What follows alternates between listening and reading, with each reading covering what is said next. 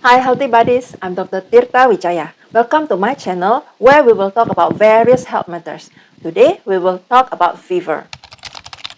Fever is an elevated core body temperature above a certain set point regulated by the body's thermostat in the hypothalamus. It is often due to physiological processes in response to infections. But fever can be caused by non-infectious causes too, like inflammation, autoimmune, malignancy, etc. Fever with core body temperature more than 40 degrees Celsius is called hyperpyrexia. It is a medical emergency. Elevated body temperature that is not caused by a resetting of the temperature set point is called hyperthermia. This happens when our body absorbs more heat than it can release. Normal body temperature varies, affected by many factors like the site of the measurement of the temperature, time of the measurement, sex, age, physical activities, hormone level, body weight, and many others. Common sites where body temperatures are measured are the eardrum or tympanic membrane, rectum, oral cavities, skin of the forehead, or armpits. Of those options, rectal measurement is the most accurate, but many patients find it uncomfortable. I personally prefer to measure body temperatures on the tympanic membrane using an infrared thermometer because it is faster and more hygienic. It is especially very helpful in measuring the temperature of cranky toddlers. If eardrum temperature measurement is not possible or infrared thermometer is not available, I will measure the temperature orally using a digital thermometer. I don't use mercury thermometers due to bad experiences during my medical training. They are very time consuming and breaks easily. Not only the mercury can pollute our environment if not handled properly, I had to replace many broken thermometers too throughout my training. I am not a fan of measuring the temperature on the armpits too because it is inaccurate, slow, and unhygienic. But that is my personal preferences. You do you as long as you know the correct way to measure the temperature and the temperature differences on those different sites. For eardrum or forehead temperature measurements, you can use infrared thermometers, while digital thermometers are needed for oral or rectal measurements.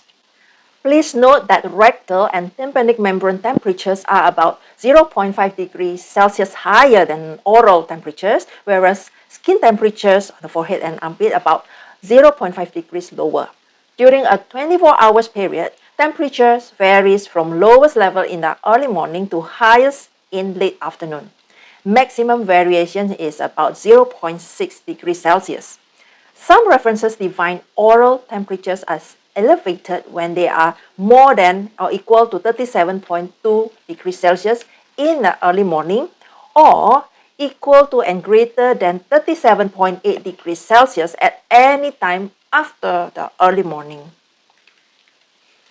But those numbers are from studies mostly done in adult men.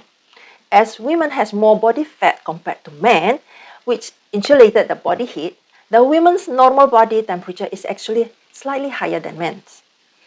Our body's ability to regulate temperature changes as we age. So, the normal body temperature for different ages are different too. Generally speaking, our core body temperature is getting lower as we are getting older. Different physical activities can affect body temperature differently. Some athletes can have body temperature up to 40 degrees Celsius during exercise, and it can be still considered normal, not fever. Non-exercise activities can also affect body temperatures too. That is why basal body temperature measurement must be done right after waking up, before doing anything else, not even standing up or drinking a glass of water.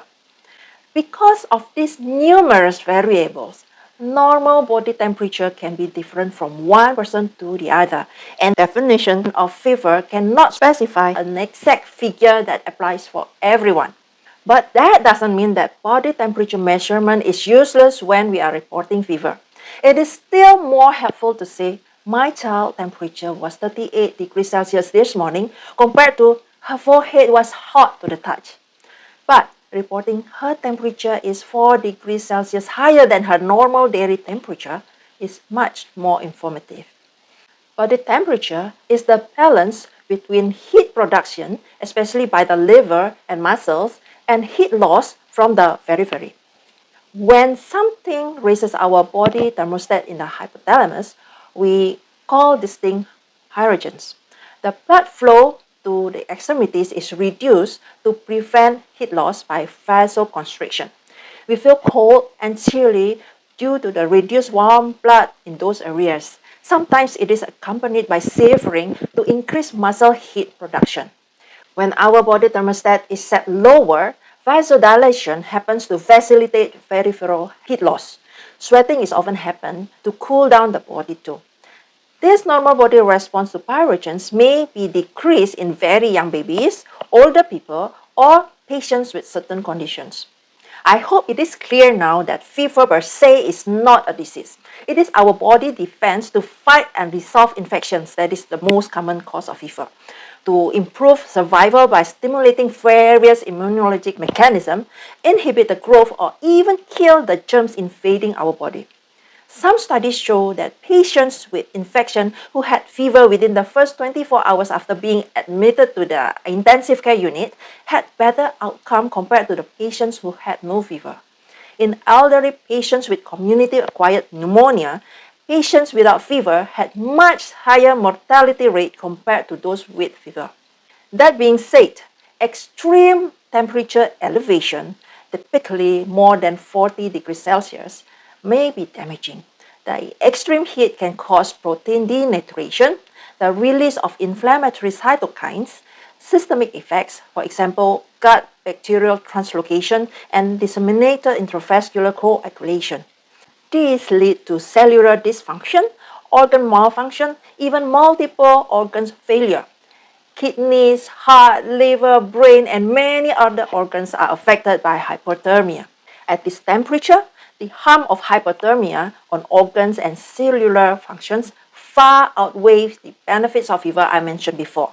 Because fever increases the basal metabolic rate by about 10 to 12% for every 1 degree Celsius increase over 37 degrees Celsius, even mild fever may cause physiological stress in adults with pre-existing cardiac or pulmonary insufficiency.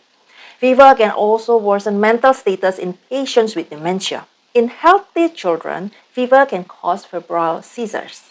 There are many different causes of fever.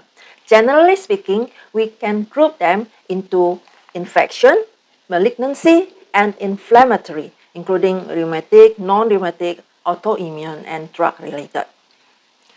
Most acute fever in adults are caused by infections, and fever due to non-infectious causes is almost always chronic or recurrent. Even acute fever in patients with history of malignancy or inflammatory disorder is still most likely caused by infection. All infections can cause fever in immunocompetent people. It is extremely difficult to diagnose accurately based on fever alone, except for fevers with unique patterns like malaria or dengue. Therefore, doctors need to do further examinations to diagnose properly. In addition to history taking and physical examinations, doctor may order blood tests, stool tests, urine tests, imaging, biopsy, and many others according to the initial suspicions. Fortunately, most infections are viral and self-limiting, so most patients with fever can recuperate at home and observe without testing.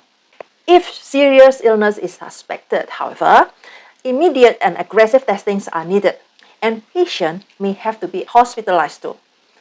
Testing also required for most older adults and infants with fever. Red flags of serious conditions with fever are altered mental status, persistent headache, stiff neck, or both. Then rashes, hypotension, shortness of breath, significant tachycardia, it means fast heart rate, or tachypnea, means rapid breathing. Temperature more than 40 degrees Celsius or less than 35 degrees Celsius. Recent travel to an area where serious diseases like malaria, for example, are endemic. And recent use of immunosuppressants or injection drugs use. Specific causes of fever are treated with specific anti-infective therapy. So, bacterial infections are treated with antibiotics. Fungal infections are treated with antifungal. Viral infections are treated with antiviral if necessary, etc. Since most infections are viral and self-limiting, most patients do not need antiviral drugs. Immunocompetent patients generally improve within a week with plenty of rest, healthy balanced diet in sufficient amount, and drink enough water to prevent dehydration.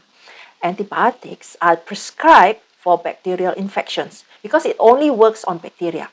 Using antibiotic therapy improperly is not helpful to cure the disease and increase the risk of antibiotic resistance. Empiric anti-infective therapy sometimes is required when suspicion of serious infection is high. But ideally, the antibiotic selection is based on culture test result, especially if there is potential risk that infection is caused by a multi-drug resistant bacterial pathogen. What about antibiotic? As I mentioned at the beginning of this video, extreme body temperature elevation is a medical emergency and needs more aggressive treatment to lower the core body temperature in order to prevent permanent organ damage, even death. Patient may need the water mist, ice packs, cooling blanket, cool baths, and antibiotics in addition to treatment according to the specific causes. All this will be administered by the care team at the emergency care. What you need to remember as laypeople is to get the patient with extremely high body temperature to the emergency room as soon as possible. Please allow me to repeat again. This is a medical emergency. As for milder fever, antibiotic use remains controversial. Experimental evidence suggests that fever enhances host defenses, but I personally tend to err on the side of caution. I will still recommend antibiotic unless the patient is fit, active, not irritable, able to drink and eat well. Even though studies have not shown whether the prescription of antibiotic has any benefit in patients diagnosed with infections. I think it helps patients to recuperate in comfort. There are two commonly used antibiotics. One is acetaminophen or paracetamol, and number two is non-steroidal anti-inflammatory drugs or NSAIDs.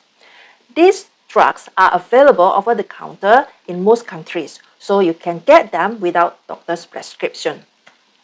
Just make sure you use them according to the recommendation and do not overdose.